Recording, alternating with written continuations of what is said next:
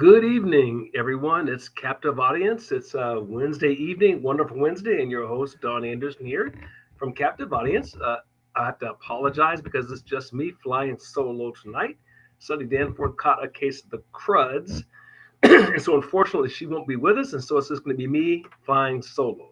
So I hope you don't mind this monologue that I'm going to give you tonight, and hopefully you'll have as much fun as I'm going to have, even though I'm just operating alone. So that said, let's launch this off. And I thought the first thing I start with is in a bit of self promotion.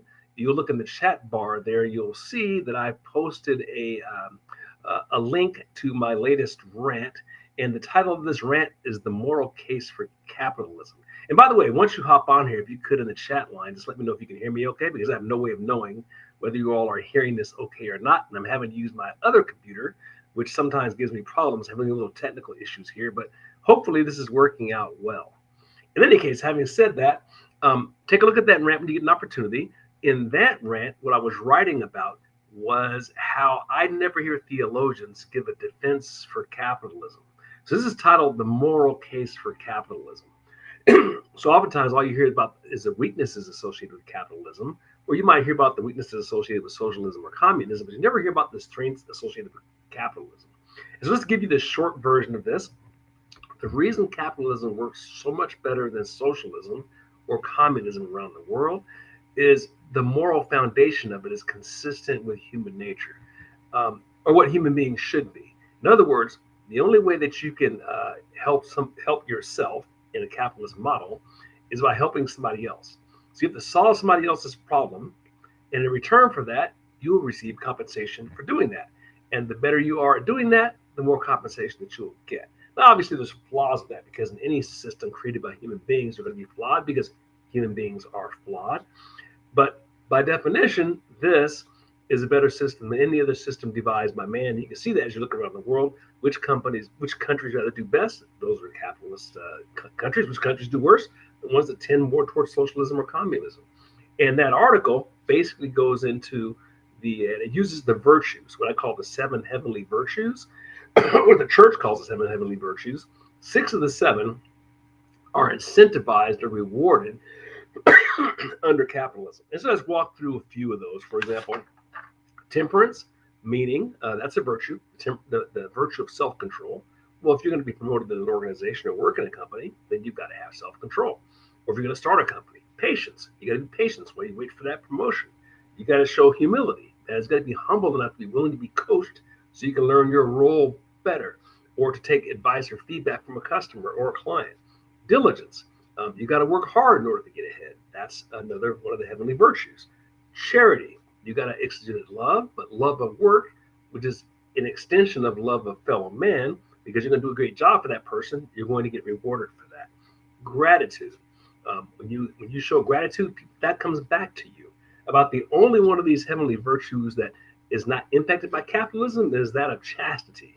But in any case, I thought that was an interesting little walk, and so I thought I'd provide you all with that thought process. So hopefully you enjoyed that, and hopefully you'll enjoy that article, which is a great time for me to segue into the another one of these articles or headlines. The most recent one is on Joe Biden and this sudden case of prostate cancer. And I say sudden, kind of tongue in cheek, because as you all know by now from watching the news media, this isn't something that comes on suddenly. This is something that comes on for an extended period of time, which makes one beg the question, how long have they known about this? And more importantly, how long have they covered it up? I mean, it's been very obvious to anyone paying attention for the last 4 years that this individual is at a minimum mentally impaired. I'm not sure if it's early Alzheimer's, some form of early dementia, but you can tell by his movements. And you could tell that before the last election, 4 or 5 years ago, that he wasn't quite right. But now they hear that he's had prostate cancer and probably has had it for an extended period of time. Kind of blows the mind. It makes one wonder, well, one should have been wondering the whole time, who's really running things? Has this guy been getting radiation and chemotherapy over X number of years, which would cause you to have even more brain fog than he was already having? Who was doing that? Why were they doing that? What was the cover up? And no one's going to ever tell you that directly. So you're left to draw your own conclusions and use your own mind to do that. And I think it's very obvious to anyone who's even beginning to think about this rationally is the objective was to uh, keep him in office as long as possible, keep him is to make sure that he was able to be in a position to beat Trump. That was the only thing they cared about. Clearly, they didn't care about how well he was performing in the role. Clearly, they didn't care about the country, or you would have taken him and removed him and replaced him with someone else. But that's not what they did. So it'll be very interesting to see what comes out of this. Um, I doubt we're going to see any trials or any convictions or any treason charges or any of the things that I think we'd all love to see. I don't think that's going to happen, quite frankly. But the next best thing is that the credibility of the media continues to be dragged through the mud because of this. So large stream media, all the big outlets have been declining rapidly, or I should say dramatically, over the last 3 or 4 years because people just don't take them seriously anymore. And then you have something like this come along where clearly they've been propping him up, hiding this. It was obvious to everyone. They're not even asking the questions about it. So less and less people are watching big media as a result. And that's a good thing for truth. And it's creating room for these smaller outlets to grow and spread.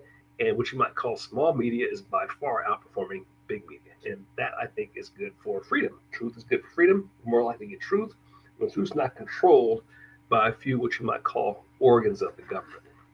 So that's good news indeed long term. Painful for us, but it's good news in the longer term. Then I thought, here's another article that kind of dovetails with the one we just described. And I'm going to post this as well to the chat line. And that is this article that was published in the journal Curious, which discussed, just what's going on with regard to all this prostate, all these cancer reports that are suddenly showing up. So this journal showed, peer-reviewed journal, that prostate cancer mortality has just increased dramatically. It's become one of the top 5 common causes of cancer. In this article was published in Japan, and it showed that by 2024, Japanese deaths from prostate cancer has skyrocketed by 80% over the 2018 baseline. So in just 6 years, it's gone up by 80%. I mean, you got to think to yourself, what happened in that time period? Well, we all would know what happened in that time period. And then 2 years before that, in September 2022, so this is 18 months into the jab rollout, UK Telegraph reported in an NHS study finding there that prostate cancer deaths had tripled during the pandemic. Again, in that short a time period, to have prostate cancer triple, it just begs the question. And it begs the question that, again, the national media never will ask. You hear these cancer cases, you hear these heart attacks, you hear these strokes. These will be oftentimes very young people, and they'll postulate on all kinds of theories about what's causing it. It could be the environment, it could be the chemical factory, it could be the plant, it could be natural causes. I mean, anything except the most obvious thing that they won't speak to. Well, with RFK in office, hopefully we'll eventually get to the bottom of this stuff. So really looking forward to that all eventually happening. And then, I don't know if you all have seen this, and this is kind of it's not kind of, it is a sad story. The cartoonist for Dilbert, his name is Scott Adams, is just reported that he has prostate cancer as well. And I have to give him credit. He's one of those rare people who, when all this jab hysteria was going on, he was out there promoting it and really selling it as hard as he could. But when he started seeing the evidence of what was happening to himself and his friends around him, he publicly admitted that he was wrong. And I think that link I just sent you gives you an article about that and even a clip of him basically saying what his position is now. And basically saying that those of you who didn't got vaxxed made the right decision. And he basically said he doesn't anticipate making it through the summer, sadly enough. And I just feel really horrible for him. But at the same time, I have to admire his courage. I mean, think about the amount of courage it takes to admit that you believe what the government told you, and you went and did what they told you to do, and you essentially, as a result of that, basically killed yourself. I mean, that appears to be the conclusion that he's reached. That's not me. That's his words saying that. And you have to feel really badly for people like that. But what this has done is it's made it very difficult for any of us to have conversations with our loved ones or people around us, because we all know people who suddenly, I'm sure you do too, who suddenly gotten cancer, who suddenly had strokes, suddenly had heart attacks. And a lot of them are unwilling to even bring this up, haven't even thought about it because they watch the national press. They've not thought about what the true, well, what a potential, because we don't know for certain, I'll give you that, what the potential cause might be of them having this condition. And the fact that this isn't being talked about at all or being discussed at all, again, in the national press, uh, is a crying shame. But I think those days are going to eventually come to an end. Again, with RFK in office, these things are going to be forced to be looked at. And what we're going to find is going to be, I think, really ugly evidence around what our government and these medical companies have done to us. So there you have it on the medical front. Um, but continue to win. We'll stay on the winning theme. There's a ceasefire that's been negotiated recently between Pakistan and India. And again, there's so many things going on, and Trump is moving at the speed of light that a lot of times these things that seem small here, because they happen on the other side of the globe, they involve two countries you hardly ever hear us talk about here. But you have to step back and realize what a historic event that is. Because firstly, a lot of people don't realize both India and Pakistan are nuclear powers. So they're in the nuclear. There's eight countries in the nuclear club. Those are two of them. They share a border with each other, and they've been hostile with each other for almost from the beginning. So they've had a number of border skirmishes, and the last thing you want are nuclear powers having border skirmishes. And so for Trump to get involved and help put that to a stop is really a fantastic accomplishment already. And then you have to consider the fact that, remember, all of these countries border China, yet another nuclear power, and the Soviet Union, or I should say the Soviet Union, Russia is nearby as well, another nuclear power. And all of these countries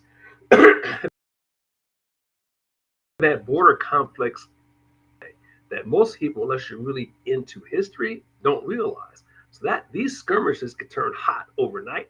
And skirmishes between countries that don't have nuclear weapons are one thing. Those skirmishes can stay localized.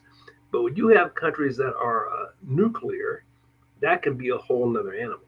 And at least it's kind of nice to know that India, while it might be a country that has a lot of poverty, it's probably one of the fastest growing and certainly largest economies. I think it's like fourth now. It's become number one in population recently. And it's the only democracy in the region. So it's good that we're fostering a relationship with a country that's the other democracy and in that area. And there appears to be great cordial relationships between this administration and India. And that is going to be a great thing to serve as a bulwark against the likes of China. So I think there's a lot of good news to be had from there.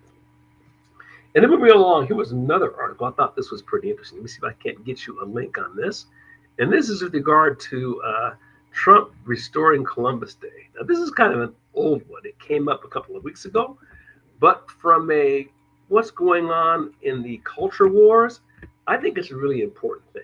Because this is one of those topics that the conservative side of the side of things has given up on a long time ago. We've allowed the leftists to call this thing Indigenous Peoples Day, replace Columbus Day, trash Columbus, all of that stuff, and no one's ever really fired back. And I'm just glad to see, just like with the Gulf of Mexico becoming the Gulf of America, I'm glad to see somebody's firing back on this attack on Columbus. Because one of the things a lot of people don't realize when you look at the history is that Columbus came and these people were living a wonderful life until Columbus came and Europeans came and trashed everything. And that is just 100% not true. Here's a couple of tidbits. And this is not in the article that is sent to you, but it's worth looking up. And you can probably Google this and find it pretty quickly.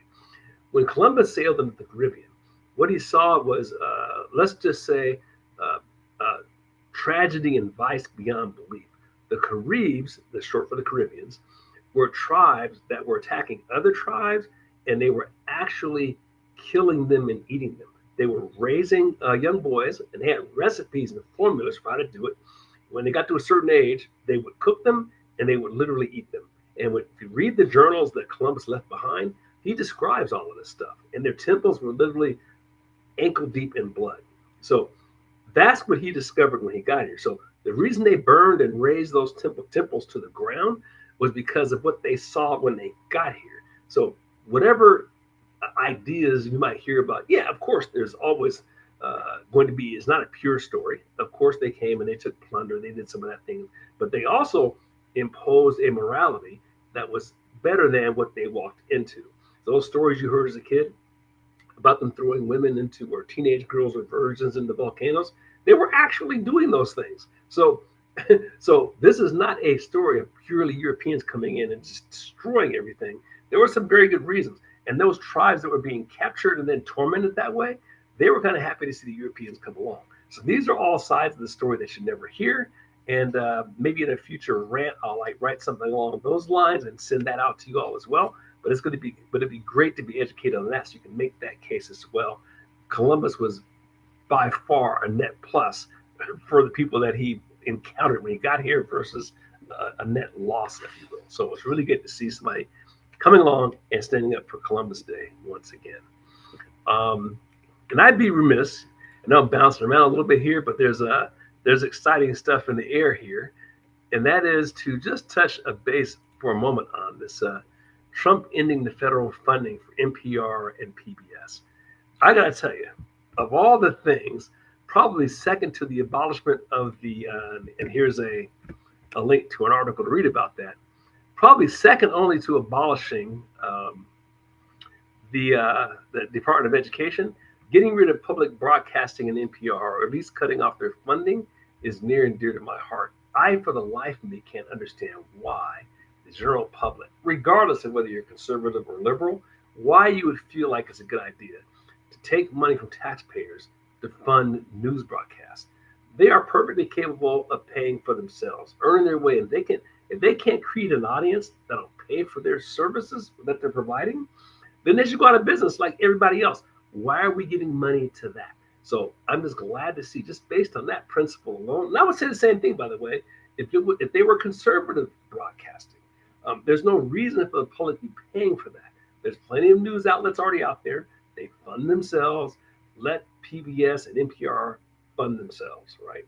So that, I think, is a hugely positive thing, and I'm glad to see them putting the end to these things. So that's a great thing. Hello, Nicholas. Glad you're here. And hopefully you can hear me. If you can't hear me well, let me know. And then there's this whole thing on tariffs.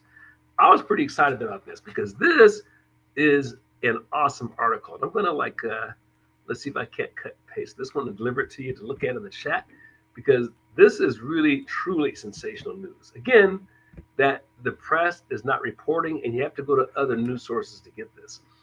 We could be potentially in the midst of the mother of all economic booms. And you look at what Trump is doing with negotiating these tariff deals, it's been amazing. So I thought it'd be worthwhile to just walk you through some of the places and some of the companies and the amount of dollars that they're bringing into the country. Here's a guy who runs an industrial tool shop in Chicago, basically saying that we're running shifts 24 hours a day, 7 days a week. This is a company that makes screwdrivers, clamps, hoists, those kinds of things. So industrial tools. And they are working overtime. Here's some of the companies. So Gilead Sciences, which is a pharmaceutical company based in Northern Cal, they will spend $11 billion on U.S.-based manufacturing. Amgen, Southern California pharmaceutical firm, invested $900 million for its Ohio-based manufacturing operation, and the one in Illinois. AbbVie, another pharma company, is investing $10 billion for 4 new pharmaceutical plants. Abbott Labs has invested $500 million in Illinois and Texas. Eli Lilly, which is an Indiana-based pharma company, is planning to spend $27 billion to build its domestic manufacturing capacity in New Jersey. Johnson & Johnson is spending $55 billion to invest in R&D and manufacturing, again, on U.S. soil. Bristol Myers Squibb announced a $40 billion investment in R&D and technology in the United States. Merck is going to invest $9 billion over the next several years in the United States, in addition to a $1 billion manufacturing plant in Delaware in March, and a $1 billion state-of-the-art facility that they're expanding in Durham, North Carolina. I mean, the list is just crazy. Regeneron Pharma, $3 billion manufacturing agreement in North Carolina. Roche, $50 billion investment in U.S. manufacturing R&D. Novartis, $23 billion over the next 5 years with 10 manufacturing plants across the United States. And on top of that, I just read where all those furniture manufacturers, for which North Carolina used to be famous for, are all moving back to North Carolina. This represents an economic boom. And what it's going to do for the middle class, And the lower middle class and the working class, people that work with their hands, it's just going to be sensational. And you think about what this is going to do to the economy in this country, is just phenomenal. And more importantly, I think it's going to cause a historic and multi-generational shift, quite potentially, of voters from the working class and minorities over to the Republican Party. I think I just saw data recently. It was I think it showed 59 or 60% of Hispanics are now pro-Trump. This is a more incredible statistic. It was 39% of blacks pro-Trump. Now we're talking about a group of people that voted Republican somewhere in the neighborhood of only 5% when Obama was in office. To go to 39% is absolutely incredible. And once they feel the impact, and I mean all of the impact, which is going to take a couple of years to manifest, it's going to be absolutely sensational. We all have to keep our foot to the metal. This is going to be a fight to the finish, and there will be no finish. And this fight will go on long after we're long and gone. So we have to fight the fight while we're here so that our children, our grandchildren can have a lifestyle at least as good or better than the one that we've had. That's what has to happen. Yeah, I hear you, Nicholas. Having drugs made out of the country, it is crazy. Almost all of the manufacturing of drugs and the drug testing, all of that, a lot of that was taking place in China on top of that. So not only was it not taking place in our own country, it was taking place in the country of our sworn enemy. I mean, how insane is that? You would think all of these administrations that have been here before and none of them thought to fix this. Now, I think we all know the reason why, because them and their cronies were actually benefiting from it being the way that it is. So it's just great to see someone like President Trump come along and reverse it. And we've seen that there's a lot of interest in keeping it that way. That's a couple of the reasons why I think the guy was almost shot a couple of times, because he took that risk. Then we go to some of the other things in the economy that are performing so incredibly well that just aren't being spoken to, and that's things like the drop in gas prices in the consumer price index. So I'll forward this over to you as well. I'm going to give you all plenty of material to read tonight. That's for sure. So consumer price index for pretty much everything. And again, these things aren't even reported. They should be, if this was a Democrat, they'd be standing from the rooftop screaming at the top of their lungs. But this is amazing. Let's see, CPI index was down by almost 10%. So we're talking gas down 10%, dishes and flatware 11%, crude oil prices down 22% over the last year. I mean, 22%. Remember all those gas pumps a few years ago where you dropped it and there'd be a little sticker on it that said Biden did this, or this picture of Biden said I did that. You see those signs all over the place. Even in liberal Washington and Oregon, you see those signs. Car and truck prices, rentals fell by 9%. Price of TVs down 9%. Airline prices fell 5%. International travels down 14%. And the thing is, the man just got in office. What are we, like 120 days? We haven't even had an opportunity for these things to really take effect, because the market knows what's going to happen when you do things like open up Anwar, build a pipeline, allow us to drill for our own oil, allow us to have our own coal in Pennsylvania, mine for our own titanium in the states where we have it. So it's just sensational to see this beginning to happen, so that the next generation can have it as good as or better than this one. So this is all like just great stuff. And here was another interesting tidbit going back to RFK and I guess there's been a scandal with regard to the abortion drug mifepristone. I'm sure I'm not pronouncing that correctly, but I'll send you the link for that one here as well. So basically, this is a popular drug for inducing abortions. And it's been shown that there's an alarming research showing that women are not doing well with this drug. And this is one of those things that, again, is not being reported. No one will look into it. Obviously, too much money is being made on it. And Kennedy has ordered the top-down review on that abortion drug for them to see if this really is causing more harm to women than it is good. So stand by for more details on that. I think RFK is going to be a busy guy. But he may not be as busy as the governor of Maine. And you'll remember her because she got in hot water with Trump because she basically said she's been going to continue to have boys compete in women's sports. So They've been sued for that by the state for breaking federal law, but they've doubled down in Maine by basically now discriminating in their hiring panels in the Department of Inland Fisheries and Wildlife. So they're actually making decisions on who to hire based on what you look like, rather than your competence at the role. So no surprise here. This is what they do. It is rather shocking that the citizens of Maine have voted for someone like this. I strongly suspect that she's not going to win again. In fact, I'm pretty sure she's going to step down. And whoever's replacing her is going to have to moderate, because what they're doing is just clearly destructive. And I really don't believe that the majority of citizens in any state buys into this stuff. They just haven't been hit over the head with the reality of what happens when you do it. So we'll see what becomes of that in Maine. It'll be very interesting to see what happens in Maine, as these elections move forward. Um, then, of course, I'd be remiss if I didn't talk about the economic deal that Trump has got going in the Middle East. This is another one of those things that you can hardly believe it if you weren't seeing it with your own eyes. I mean, does this guy ever sleep is the question you have to ask yourself. It's absolutely amazing. So we're talking $600 billion economic agreement between the United States and Saudi Arabia. Um, wow. Largest defense sales agreement in U.S. history, valued at nearly $142 billion. So we're talking American military equipment, training, support, air and missile defense, space capabilities, modernization of land forces, communications systems.